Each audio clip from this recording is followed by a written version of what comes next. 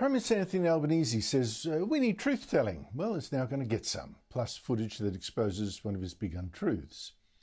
Albanese is now claiming, no, his national voice, this plan for a kind of Aboriginal-only advisory parliament is going to have nothing to do with a treaty or compensation.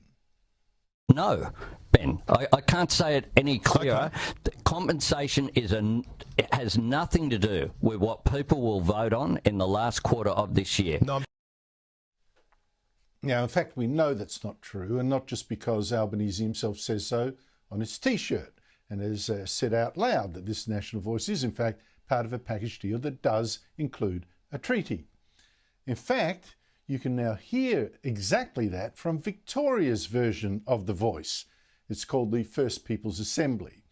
And it met yesterday in Victoria's Legislative Council after its second election, met in Parliament itself to get you used to the idea of an Aboriginal Parliament. That's what the voice is really a prototype of.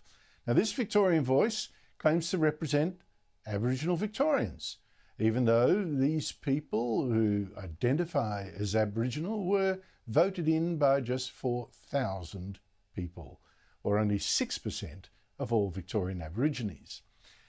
Yet speaker after speaker yesterday at this voice demanded a treaty.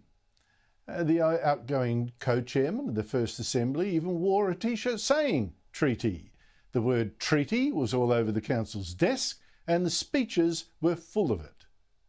Where we have delivered a treaty that has ensured cultural and economic self-determination, has treaty paid the rent and thus ensured sovereignty has never nor will be ceded. I'm committed to delivering a treaty. Negotiate a treaty that puts decision-making power back into Aboriginal hands. That's Victoria's voice telling you, yes, it is about treaties and compensations and paying the rent. And to top it all off, Victorian Premier Daniel Andrews today said much the same thing. And remember, he is from the same left-wing Labor faction that Anthony Albanese comes from.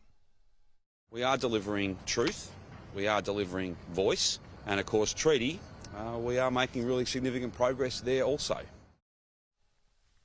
So, Anthony Albanese tells you, relax, the voice isn't about a treaty. I'm afraid he's treating you like an absolute idiot.